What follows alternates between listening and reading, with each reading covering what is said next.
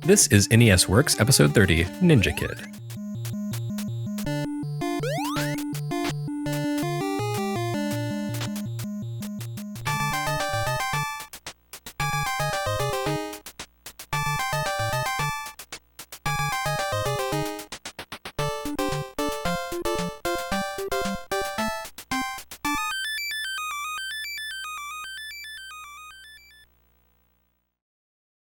Hold on to your sweet patootie because the world as you know it is about to be revealed as a lie. That's right, our third first wave TOSE Bandai anime licensed joint, Ninja Kid, is actually kinda good? Now don't mistake this for some classic of 8-bit greatness. Ninja Kid is unfair, simplistic, and has exhaustingly minimal music. But compared to Muscle, Chubby Cherub, and especially tag team wrestling, this practically feels like a masterpiece. Heck, if the audio-video quality were a bit more respectable, you could even publish this under the first-party black box label without betraying Nintendo's good name. As it is, though, I'll settle for it being a Bandai release that doesn't make me long for the sweet embrace of death. A real change of pace, honestly. Chubby Cherub, which came to us from the same developer-publisher combo as this game, clearly had some thought put into its design, but ultimately it couldn't shake off the sensation of being a game designed before Super Mario Bros. Reinvented the scrolling platformer. You can then make the argument that Ninja Kid shows how things would generally improve on the other side of that milestone. Released in April 1986 in Japan, Ninja Kid very likely entered development shortly after Mario's revolutionary launch. In any case, there's no denying TOSE took some influence from Mario. When enemies toss projectiles at you, they make a sound exactly like the one you hear when Mario chucks a fireball. And look, it's a side-scrolling platformer featuring varied settings, multiple objectives to fulfill, and even multimodal action that occasionally takes you off the ground and into a different action milieu, just like Super Mario Bros. Also, and this strikes me as a telltale sign, the controller layout has been swapped from Chubby Cherub and Muscle. Now A jumps and B attacks. If that's not a flag for Mario's influence and a welcome standardization of design in NES games, I don't know what is. Ninja Kid actually began life as a game based on the manga franchise GEGEGE no KITARO, YOUKAI DAIMAKYOU, or The Evil Spirit Mirror. But of course, this was all scrubbed away for the US release. Instead, KITARO became a kid who was a ninja kid if you will, and a few minor elements of the game were changed to match. On the whole though, very little about Ninja Kid differs from the Japanese release aside from the use of its copyrighted characters. In the manga, KITARO is a yokai, a traditional Japanese spirit, which today's American kids would actually recognize thanks to shows like Yokai Watch. And he typically does battle with demons. As such, the entire game is steeped in Japanese horror iconography, which translates quite effectively to a ninja-based game. Unlike Chubby Cherub, whose localization felt a bit incoherent and did a lousy job of hiding its licensed nature, you'd honestly never know Ninja Kid wasn't purpose-built as a game about a tiny assassin fighting Japanese spirits. The localization even includes a few elements that were targeted toward American audiences, such as Frankenstein's monster. And these honestly don't seem all that out of place, thanks to the general low-resolution horror theme going on. For 1986 kids who only knew ninja iconography from bad chopsaki movies, Ninja Kid must have felt convincing. And as an adult in 2017 who is familiar with both the licensed source material and the iconography of both ninja and yokai media, I'm still convinced by it. But ultimately, the proof of this game is in the play, and Ninja Kid is pretty decent. It's a bit unfair, yeah, but instant kill from cheap enemy spawns were the way of things back then. Over the course of NES Works, we'll see quite a few releases from more respectable publishers than Bandai that operate under similar design premises as Ninja Kid and do a much lousier job of it. For example, Taito's The Legend of KAGE, which includes both the theme of ninja warfare and levels that scroll infinitely until the player fulfills a certain goal, is much sketchier than this. Ninja Kid really does feel like the NES's first post-Mario game in a lot of respects. Consider the play format.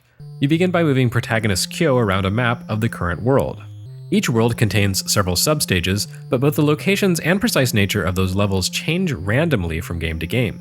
You don't necessarily have to finish every single stage in order to move along to the next world, as your ultimate goal in each world is to acquire a scroll of challenge that allows you to take on the boss who lives in the pagoda, the one fixed element of each world map. There are basically 4 kinds of stage to take on in each world, and a text pop-up on the map screen allows you to see what kind of challenge you're in for. The goal of each individual level type is always the same, but the layouts and enemy placement vary every time. First, there's guerrilla warfare. I have no idea why these stages carry that name though, as they're simple romps through a ninja pagoda that feel an awful lot like Ninja JAJAMARU. but decompressed. You scroll endlessly left and right across a 3-level pagoda with the aim of destroying 10 demons. The demons that appear will jump up and down levels trying to get a straight shot at Kyo, while the other enemy type here, Enemy Ninja, stands stationary tossing shuriken at you from any conceivable angle. The poison field stages work much the same, except with one major difference. Instead of killing 10 enemies, you're trying to collect 10 souls. This is pretty easy, since the common enemies here are tiny little things that mindlessly walk along the ground, but there is a bigger threat. After a while, a dangerous enemy, such as an Oni, begins to rain projectiles down on you before appearing to attack you directly. When this happens, you need to dodge the rain of hazards until you can get a clear shot at the demon. And then there's the Blazing Inferno type stage, which, contrary to its name, actually begins as a collection of unlit candles. This is where you really start to get a sense that the developers were trying to mix up things, because in the Blazing Inferno levels, your objective is to light 10 of the candles. In order to achieve that aim, you need to guide a tiny little fire spirit that appears at the beginning of the level and follows you around. When the spirit passes near a wick, it'll cause the candle to light. This takes a bit of practice since you have to sort of kite the spirit along in order to cause its movements to line up with the candles. You have to deal with a few enemies in these stages, but the bigger challenge is simply getting the spirit to ignite the wicks without falling into an open pit. Something that could be annoying, but in practice proves to be quite entertaining. And finally, there are the dogfight levels. These are another hint that the developers were chasing after Mario's success. As with Mario's water stages, the dogfight levels change up the play mode and setting.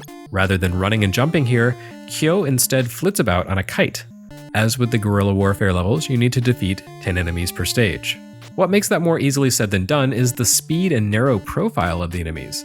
They move quickly from one side of the screen to the other, and because they're so tiny, it's tough to line up your throwing dirks correctly and hit them in time to avoid being hit yourself. On top of that, different kinds of high-level foes, including the lightning god Raijin, will appear from time to time spewing deadly projectiles around the screen. The saving grace here is that enemies tend to drop weapon power-ups pretty frequently, and several of the limited sub-weapons will cause Kyo to become momentarily invincible when he uses them. While you can't fire these indiscriminately due to their extremely limited stock, the sub-weapons do serve a valuable strategic purpose. In fact, there's a surprising amount of strategic depth to Ninja Kid.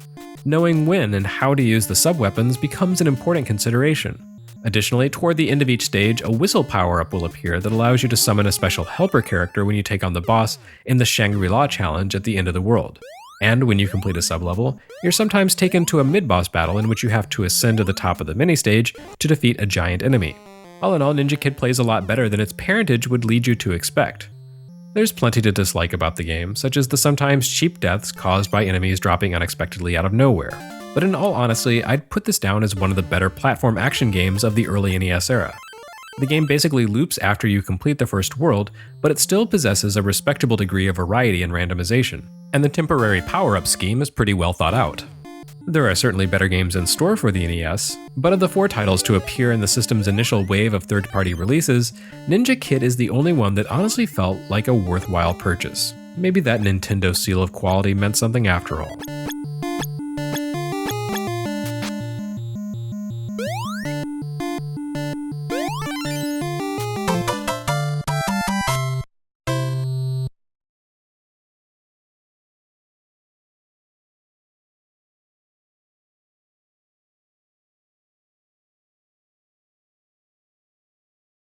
Next on NES Works, we kick off a trio of releases for a company that would prove to be an all-time superstar NES third party. Though you might not guess it from their first few titles.